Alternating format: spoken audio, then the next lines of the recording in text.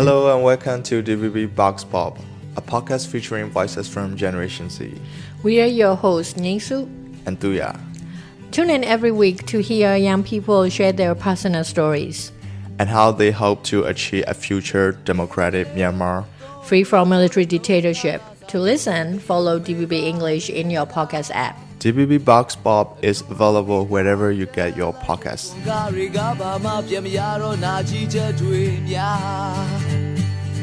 Hey, it's Su. Welcome to DVB Vox Pop. This week, I'm with a young handmade jewellery artist and a CDM student, May. Welcome. Thank you for having me. Well, May, I know that you joined the Civil Disobedience Movement after the coup. So which university did you attend and what's your major? I'm the final year student studying the history major at the West Yangon University. So, and the coup happened on February 1st, 2021. So early in the morning, the military cut off the electricity and the internet all over Myanmar. So how do you feel about it and why did you join CDM? Really remember that day. In that day, my collection will be announced. The collection will include the landscape view of Myanmar, making the earring with the polymer clay and the landscape view with Myanmar. I think I'm the first in the Myanmar. I'm really excited this collection. I'm really excited and think about and fell asleep and think about what I do in the next day and what I post and where I took my product photo.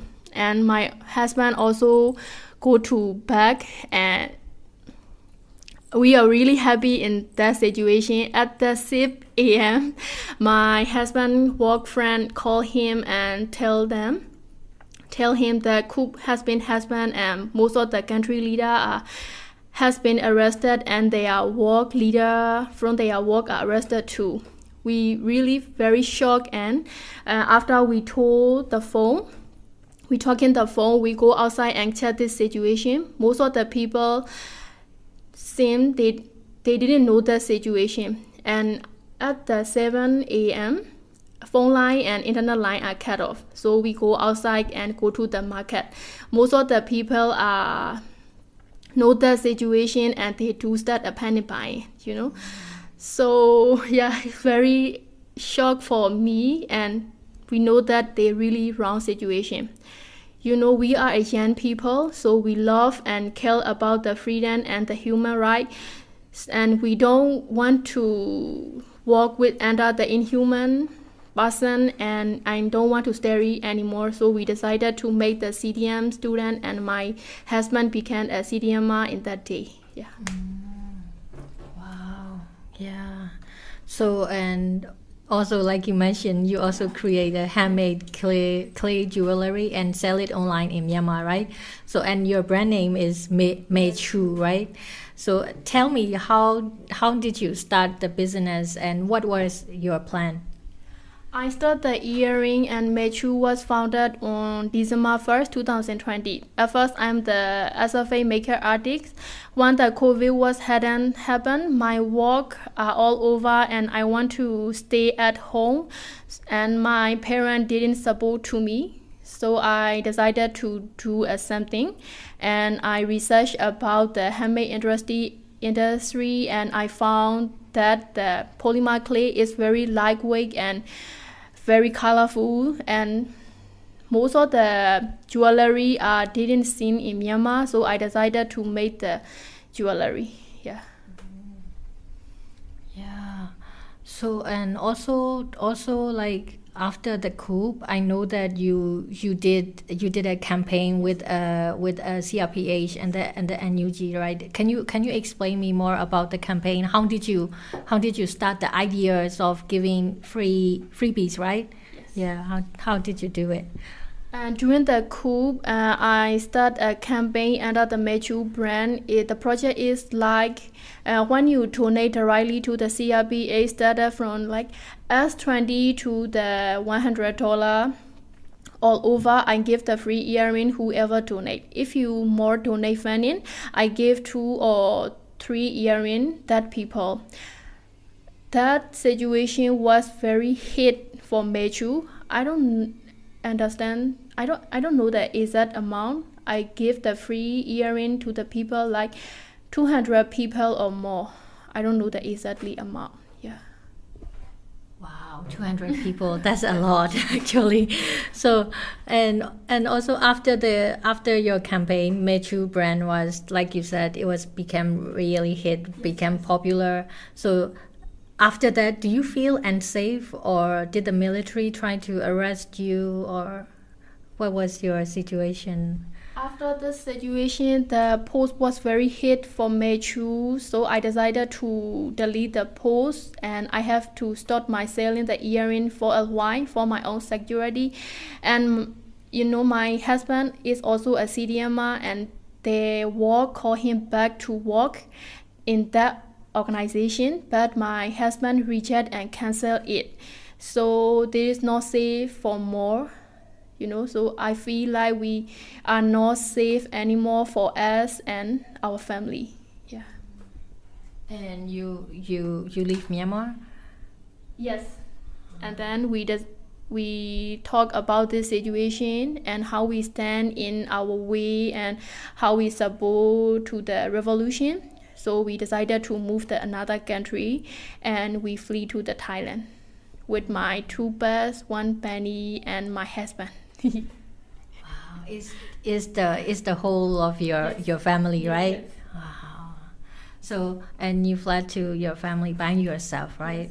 Yes. And so, do you have any struggles to move here? And what was your struggle? Tell me more about it. When we first moved to the Thailand, we didn't have enough money to live in here, and my husband didn't get a job yet. So we live in a small room. It's just like a 10 square feet. It's very small. Even we didn't have to walk, and the price is just only 1,400 baht. It's just like a flat, yeah. Yeah, so and in that room you stay in like how many months? In that room, I'm staying with 2 pets, 2 dogs, and 1 bunny, and my husband. I don't want to leave them in Myanmar because my pets are my family. I can't live without them, and they can't live without me. So I decided to move together here. Yeah. Wow, that's really brave. I mean, and let's go back to your business. So you made a handmade clay artist without your family support, Yes. right? So I want to know, what about your family reaction to you, like starting your own business really young? When I started working when I was 18, my parents didn't know I could do it, and they never encouraged me. When they didn't even like my current business. What they want to be me is like a graduate person, and they want to work like a good organization with and earn a good salary. But I just only do what I want to do and what I love. That's why they didn't support anymore to me, I think. Yeah, it's very difficult for me. I'm the young person, so yeah, it's very difficult for me.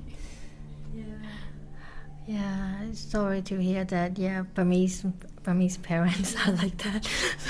So and since you're in Thailand, do you want to continue your education? When I moved to Thailand, I want to learn sculpture and painting, but I'm struggling here, because I don't have money enough to study another subject. But I'm trying to save money to get a chance to learn the new things. Yeah, but a little difficult for me. Yeah, it's good, but you're still young and you need to like take more classes. So So what was your goal before the coup? And does the Myanmar coup affect your goal? If so, can you explain? Before the coup, my dream was I want to open a small art studio and want to learn the sculpture and picture painting major in Silapakon University in Thailand. But after the coup, all my dreams are gone, So, and the price of the raw material for my business are double, and the trading blockage happen everywhere, and the supplies are not to be shipped to the Thailand and from Myanmar anymore. So I have a little difficult. If I make a more price to my earring, I'm afraid that my customer had a have time to buy my earring, because all of the people are faced with the difficulty because they have a financial problem in that time. But my business are running smoothly because of my customer. But I'm really appreciate that situation. Yeah. And now you're in Thailand, and your Mel Chu handmade products are keep continuing, right? So, and they're so pretty, so detailed. I like them. So, and you sold them online here, right? So, are there any challenges for you? Yes, many challenge for Mel Chu. When I moved to the Thailand, we start from the beginning for Mel Chu in Thailand. We search over the raw material and supply for my business, and and also we search a new market to sell my earring. We don't have enough money to open the shop, and it is not legal in here to open the shop for the foreigner, so we don't have a chance to open a shop. So we just only sell in online, and sometimes we join the farmer market in Bangkok, and sometimes we join the Myanmar organization event in here to support the revolution. Most of the time I'm just only sell in the online. Yes. Yeah. So it must have been very, very difficult for you. So what is your future plan for Mel Chu? My future plan for Mel Chu is I want to open a clay workshop in the few next months, and I'm really want to share my experience, and I want to teach the how to make the clay earring to the CDMR in Thailand, because most of them can work legal in here and they also have a financial problem, and I want to solve this situation, and I also share my experience and teach the people who will invest 100% and interest the clay earring. Yeah. Yeah, that's good. That's really admirable, actually. So and now that I understand that you have a lot of struggles, and for your education and your online shop, and you can do legally business here. So can you tell me other difficult, how difficult living in Thailand? When we moved to the Thailand, we faced many difficult, but especially to live in here, because we don't have enough money to change the visa, so we face with that situation. But now we live in a student visa. It's very expensive for us. It is the big problem for me and my husband. And each visa cost is 38,000 baht for each person for 1 year. It's very expensive for us. Yeah, it's a very big problem for me. Yeah. Since you struggle financially, you support the revolution with your campaign in the past time, right? So are you continuing to support financially now? At now, some of my profit from my clay earring selling, most of them are directly to the CDMA, especially the rainwheel CDMA and also the PDF also. You know, I have a financial problem now, but we only have we. So I still support this situation and to win this revolution. It's been 2 years since the coup. A lot happened, like airstrikes, rising numbers of refugees, IDPs, atrocities, and like people, defense forces fighting back. And the numbers of CDM members are keep dropping since the coup. So what's your opinion on what's happening in Myanmar? What do you think of Myanmar's future? The military coup council doing inhuman things most of the day, like every day, you know, and they target the ethnic group in the past, but we don't know about anything, you know. And our young generation get out the way of the inhumanity case, and when we facing it ourselves, we try our best, and I'm sure we must win this revolution, you know. And like, how can I say, we deserve the federal democracy, and most of the people from the variety fields are trying to their best. And yes, I swear we must win this revolution, and we must try to succeed for the revolution to our future generation. Yeah, it's really nice to hear that. So thank you for sharing with me. Thank you for asking me and sharing my experience. Thank you.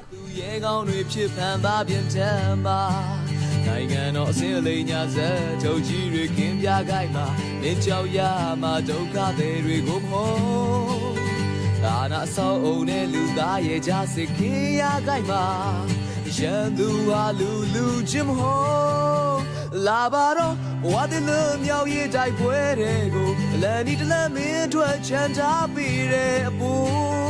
Chichidia never home can say Galo in the cham ya jimado, Yada dolo gade comiabo.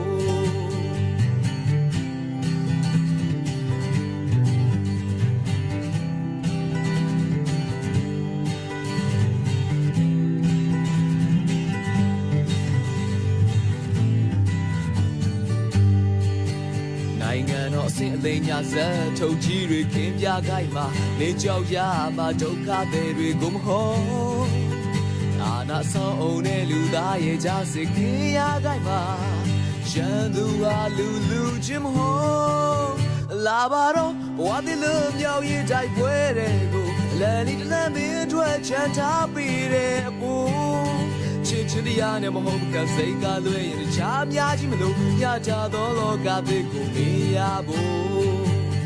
Labaro, what the lum yao ye die puerego, Lanny to let me to a chant up here. Chichidia never home can say God in the cham yajimalo, Yaja dolo gabe go yashibo.